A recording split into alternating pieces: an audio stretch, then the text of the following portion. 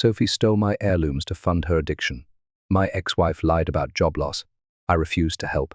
A month later, she was arrested. Her plea deal, rehab, and a letter begging for forgiveness. My ex-wife stole my family heirlooms to fund her gambling addiction. Now she's in rehab. I'm pressing reset, and our past feels like a distant dream. I'm James, 32, and I recently found myself in a tough spot with my ex-wife Sophie, who's 30. We were married for 5 years before calling it quits 2 years ago. Our story kicked off in college, where we met in an art history class. I was majoring in computer science, and Sophie was all about fine arts. We hit it off because we both loved mixing tech and art, always chatting about how we could combine our fields down the road. After we graduated, I scored a job as a junior software engineer at a tech startup, and Sophie chased her dream of painting. We tied the knot a year later in a small ceremony with our closest friends and family. The early years of our marriage were full of excitement and big dreams. We'd spend weekends checking out art galleries, with Sophie breaking down the different painting techniques, and evenings where I'd teach her the basics of coding, dreaming up a future where we'd team up on digital art projects. Sophie kicked off a small online business selling her paintings. It didn't make much money, but she was passionate about it. I backed her dream and covered most of our bills. We bought a cozy house in the suburbs, picturing it filled with both art and tech, her paintings on the walls, and my gadgets all over the place. But as time went on, the reality of our different career paths started causing tension. My job got more demanding as the startup grew, often keeping me late at night and on weekends. Sophie's art business struggled to get off the ground, which led to her feeling frustrated and doubting herself. We started arguing more about money and the time we spent together.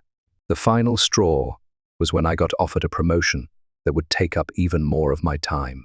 Sophie thought I was putting my career before our relationship, while I felt she didn't get the pressure I was under to support us. After months of couples counseling and heated discussions, we realized we had grown apart and wanted different things from life. We decided to divorce, figuring it was better to end things on good terms than to start hating each other. The divorce wasn't a walk in the park, but it wasn't a nightmare either. We both knew it wasn't working and chose to go our separate ways. We split our assets fairly, with Sophie keeping the house we bought together. I agreed to this because I felt bad about her unstable income and me moving out to an apartment closer to my office. After the divorce, I dove headfirst into my work. I landed the promotion I had been eyeing, and my career was on fire. I also started checking out new hobbies, joining a local hiking group and picking up photography. It was during one of these hikes that I met Alexis, 29, AITA wildlife biologist. We hit it off right away, bonding over our love for nature and technology. We've been dating for about 6 months now, and things are going great. Sophie, on the other hand, kept up with her art business and took on a part-time job at a local art gallery to boost her income. We didn't keep in touch much after the divorce, only talking when we had to about house stuff or to wish each other happy birthday. Last month, Sophie called me out of the blue. Her voice sounded strained as she explained that she had lost her part-time job at the art gallery because of budget cuts. Her online business wasn't doing well either, with sales dropping a lot in recent months. She was struggling to pay the mortgage and asked if I could help her out financially for a few months until she found another job. I was totally caught off guard by her request. We hadn't talked much since the divorce, and I felt it wasn't my responsibility to support her anymore. I politely said no, suggesting she could sell the house and move to a smaller apartment if she was struggling. I even offered to help her find a realtor if she decided to go that route. Sophie's response totally threw me for a loop. Her voice got louder as she called me out for being heartless. She reminded me of how she was there for me emotionally when I was dealing with work stress during our marriage. She brought up nights when she stayed up late just to listen to me complain about tough projects or unreasonable clients. She mentioned how she always saw the potential in me and pushed me to go for promotions, even when I was unsure of myself. She said she thought we could still be friends and support each other. Her words made me think back to the good times we had, and for a second, I questioned my decision. But then I snapped back to reality, remembering that we were no longer together and our lives had gone in different directions. I stuck to my guns and told her that while I appreciated her support in the past, we were no longer together, and I wasn't okay with giving her financial help. I suggested she look into government programs or ask her family for help. I knew her parents were pretty well off and could probably help if she just talked to them about it. This just made Sophie even more upset. She started dredging up old issues from our marriage, saying I never really appreciated what she brought to the table in our relationship. She accused me of always putting my career before her dreams, saying I never gave her art the respect it deserved. She said I was being selfish for not helping her out when I was doing well financially, especially since she had put her career on hold to support mine. Her words hit hard, bringing back memories of our past fights. I found myself getting defensive, reminding her that I had always supported her art financially, even when it wasn't making any money.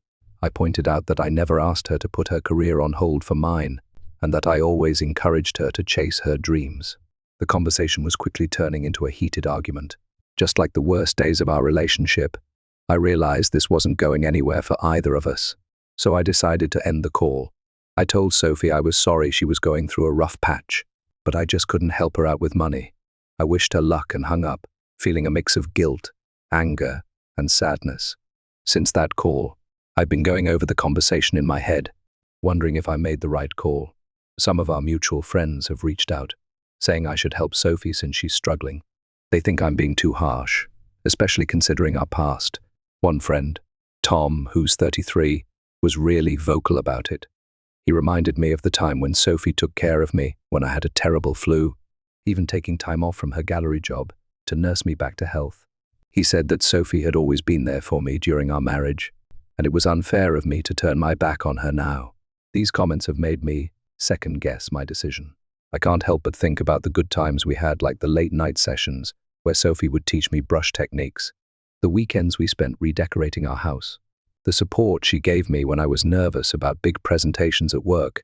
But then I also remember why we got divorced, the fights about money, the growing distance between us as we pursued different life paths, the resentment that had built up over years of misunderstandings and unmet expectations. I remind myself that we're no longer in each other's lives for a reason, and that it's not my job to fix her financial problems. I've also been thinking about how this situation might affect my relationship with Alexis. I haven't told her about Sophie's call yet, unsure of how she might react. Alexis knows I'm on good terms with Sophie, but helping an ex-wife financially is a whole different ballgame. So, am I wrong for refusing to help my ex-wife financially after she lost her job? Am I being cold-hearted, or am I right in keeping boundaries with my ex? I'm really torn and could use some outside perspective on this situation. It's been about a month since my last post, and a lot has gone down. I want to thank everyone for their input. It really helped me see things more clearly. After a lot of thinking, I decided to stick with my choice of not giving Sophie direct financial help, but I did offer to help her in other ways. I reached out to her and suggested I could help her update her resume, and even connect her with some people in the art world who might have some work for her. Sophie initially turned down my offer, still insisting that I should help her out financially. But after a week of no contact, she called me back and hesitantly agreed to let me help with her job search. I spent a weekend helping her polish her resume and portfolio website. As we worked together, it felt like old times for a bit. We fell into an easy rhythm, with Sophie telling me about her recent art projects and me giving her tips on how to showcase them professionally online. It reminded me of the early days of our relationship when we would brainstorm ideas for her art business. While updating her website, I noticed that some of her newer paintings had a darker, more abstract vibe compared to her earlier stuff. When I asked about this shift, Sophie paused before explaining that her art had been influenced by her recent struggles. It was a touching moment that made me realize how much she had been affected by recent events. I also reached out to a few friends who work in galleries and design firms. One of them, Lisa, who's 35, agreed to interview Sophie for a part-time position at her gallery. I remembered how Lisa and Sophie had hit it off at one of our dinner parties years ago, bonding over their shared love for impressionist art. I hoped this connection might give Sophie an edge in the interview. However, things took an unexpected turn. While I was helping Sophie with her resume, I noticed some discrepancies in her work history. She had listed a job at a fancy gallery that I knew she had never worked at. When I questioned her about it, she got defensive and admitted she had stretched the truth a bit. I was shocked this wasn't just a small exaggeration. It was a total lie. I told her I couldn't, in good conscience, recommend her to my contacts with a fake resume. Sophie exploded, accusing me of sabotaging her chances and going back on my word to help. The argument that followed brought back memories of our worst fights during our marriage. Sophie accused me of never believing in her talent, saying that if I truly supported her, I would understand why she needed to beef up her resume. I tried to explain that lying on a resume was not only wrong but could seriously harm her career if discovered, but Sophie wouldn't listen. As her voice rose, I found myself falling into old patterns, becoming defensive and raising my voice as well. It was like we had traveled back in time to the last days of our marriage, rehashing old arguments about career support and mutual understanding. Finally, Sophie stormed out, saying she would find a way to manage without my holier-than-thou help. The slam of the door echoed in my apartment, leaving me standing there feeling a mix of anger, disappointment, and concern. A few days later, I received a series of angry texts from Sophie. She accused me of ruining her life first, by divorcing her, and now by refusing to help when she needed it most. She even threatened to tell all our friends that I had cheated on her during our marriage, which is completely untrue. These messages brought back painful memories of the worst period of our divorce, when rumors and accusations flew back and forth between our friend groups. I had thought we were past all that, and seeing Sophie resort to such tactics again was deeply disappointing. I was stunned by her behavior. This wasn't the Sophie I knew and had been married to. The Sophie I remembered was kind, ethical, and passionate about her art. I started to think there might be more going on with her than just money problems. After thinking it over, I decided to reach out to Sophie's sister, Lily, who's 28, and we've always gotten along well. During our marriage, Lily often stepped in as a mediator during our fights, helping us understand each other's viewpoints. I hoped she might have some insight into what Sophie was going through right now. When I called Lily, she sounded worried. She told me some troubling stuff about Sophie. Apparently, Sophie had been dealing with some personal issues for a while now. She didn't lose her job at the art gallery because of downsizing like she told me, but because she got caught stealing small items to sell online. Lily also said that Sophie had been acting erratically lately, spending money like crazy, and then freaking out about finances. She had asked several family members for loans but wouldn't say exactly what the money was for. Lily was worried that Sophie might be dealing with some kind of addiction or mental health issue, but so far, Sophie had refused any suggestions of getting professional help. This information changed everything. While I still think I made the right call in not giving Sophie money, I'm now worried about her well-being. The Sophie that Lily described was totally different from the woman I had married, the one who used to carefully budget for art supplies and was always responsible with our shared finances. Lily and I agreed to keep an eye on things and encourage Sophie to get help if her behavior keeps being concerning.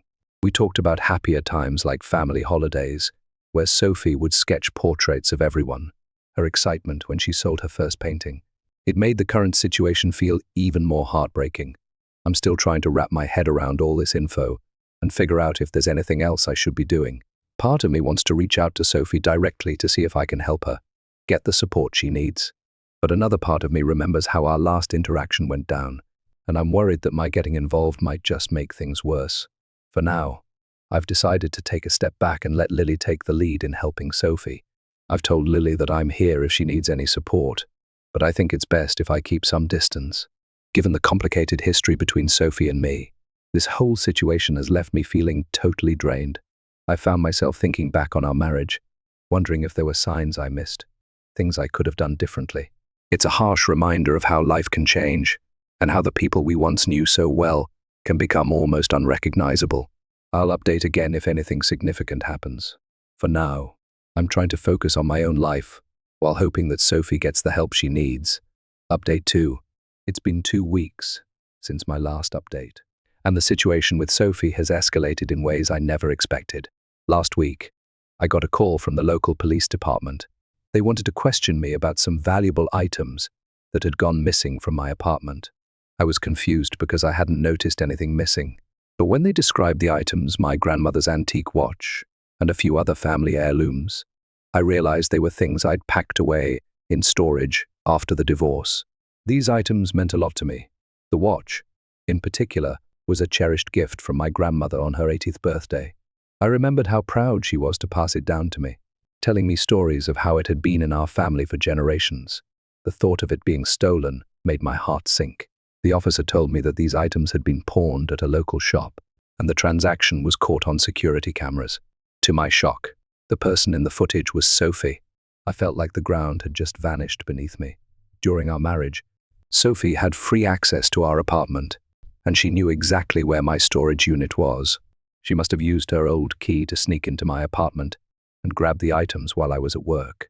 As the reality of the situation hit me, a flood of memories came rushing back. I remembered the day I had shown Sophie these family heirlooms, telling her all about the history behind each piece. She had been fascinated, especially by the watch, admiring its intricate engraving and asking me to tell her all the stories my grandmother had shared about it. The thought that she had now stolen and pawned these precious items felt like a betrayal of not just me, but of the entire history and trust we had shared. The police asked if I wanted to press charges. I was torn. On one hand, what Sophie did was clearly wrong and illegal. It wasn't just theft, it was a profound breach of trust. On the other hand, I couldn't help but remember the good times we had shared and wonder what had driven her to this point. I thought about our wedding day, how radiant Sophie had looked as she walked down the aisle, the promises we had made to always support each other. I remembered the countless nights we had spent talking about our dreams, our fears, our hopes for the future. How had we gone from that to this? After much deliberation, I decided to press charges. It was a tough call, but I felt it was necessary. Maybe this would be the wake-up call Sophie needed to get her life back on track. I hoped that facing the consequences of her actions might push her to seek the help she clearly needed. The next day, Sophie was arrested. Lily called me, distraught. She begged me to drop the charges, saying Sophie was going through a tough time and didn't need legal troubles on top of everything else. She told me that Sophie had been diagnosed with depression a few months back, but had quit her meds, thinking she could manage on her own. I told Lily that while I felt for Sophie's struggles, she had gone too far, and there had to be some consequences. I let her know that I didn't want Sophie to suffer, but I thought this might be the wake-up call she needed to get help and turn things around. Word of Sophie's arrest got around our friend group fast. People were split on it. Some backed my call, saying Sophie had to face the music. Others thought I was too tough and should have kept it between us. Tom, the buddy who had pushed me to help Sophie out with money before, gave me a call. He was pissed, saying I shouldn't have brought the cops into it. He reminded me of all the times Sophie had been there for me, insisting I owed her more understanding. His words made me second-guess my choice again, bringing back memories of the good times in our marriage. On the flip side, my girlfriend Alexis has been a rock.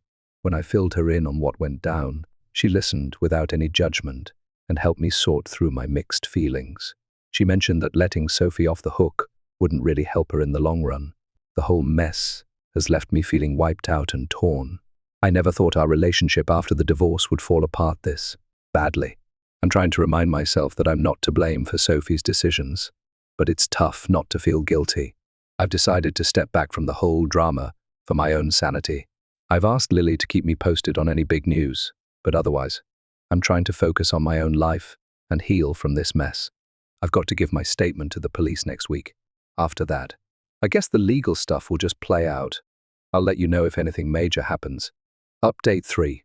It's been a month since I last checked in, and I wanted to fill you in on what's been going on with this whole mess. The legal stuff with Sophie moved forward. She got hit with charges for theft and breaking and entering, but her lawyer worked out a plea deal. If she pleads guilty, she won't go to jail, but she'll have to do 200 hours of community service, go to mandatory counseling, and pay back for the stuff she took. During the court stuff, some pretty disturbing info came out. Turns out Sophie had picked up a gambling problem over the last year. She was hitting up online casinos and racked up a ton of debt. That explained why she was so desperate for cash and acting all over the place. Finding out about Sophie's addiction gave me a new way to look at things. It didn't make what she did okay, but it helped me get why she was so desperate to steal from me. I couldn't help but wonder if I missed the signs of this during our marriage, or if it started after we split. After the sentencing, Lily got in touch with me, She thanked me for going through with the charges, saying it was the wake-up call Sophie needed. Apparently, Sophie finally agreed to go into a rehab program for her gambling. Lily seemed hopeful that this could be a turning point for Sophie. I had mixed feelings about all this. On one hand, I was glad Sophie was getting help. On the other hand, I felt this lingering sadness about how things ended up between us. I found myself thinking back to the dreams we used to have of building a life together, of being there for each other no matter what. It was tough to square those memories with what's happened lately. As for me, I've been doing a lot of thinking about everything that's gone down. While I still think I made the right calls during this whole mess, I can't help but feel a mix of emotions. I'm sad about how things ended up, relieved that it's finally over, and hopeful that Sophie will get the help she needs. This experience has really shown me how important it is to keep healthy boundaries, even with people we used to care about a lot. It's also reminded me that life and relationships can be totally unpredictable. I've decided to turn this experience into something positive in my own life. I've started volunteering at a local community center, teaching seniors how to use computers. It's been a rewarding experience and has helped me put my own problems into perspective.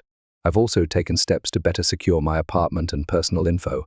It's sad that I had to do this because of someone I once trusted completely, but it's a necessary step. My relationship with Alexis has grown stronger through all of this. Her unwavering support and understanding have been a huge comfort. We've had a lot of deep talks about trust, forgiveness, and the complexities of past relationships. These conversations have brought us closer and helped us build a stronger foundation for our future together. As for Sophie, I wish her well in her recovery, but I've made it clear to both her and Lily that I need to keep firm boundaries. Our paths have gone different ways, and while I hope she finds happiness and stability, that's her journey to take. I did get a letter from Sophie recently.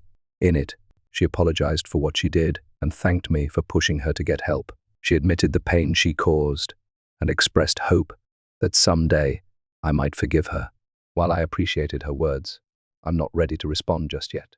I need more time to process everything that's happened. This whole experience has been a harsh reminder that life can throw unexpected curveballs and people can change in ways we never saw coming. It's taught me some important stuff about setting boundaries, how crucial self-care is, and how tricky forgiveness can be. I'm choosing to focus on what I've learned and move forward with a bit of cautious optimism. I can't change what's already happened, but I can use this experience to build a better future for myself. Thanks to everyone who's stuck with this story and given me advice along the way. Your support has meant the world to me during this tough time. I hope my experience can be a heads up for others about the importance of keeping healthy boundaries and reaching out for help when you need it.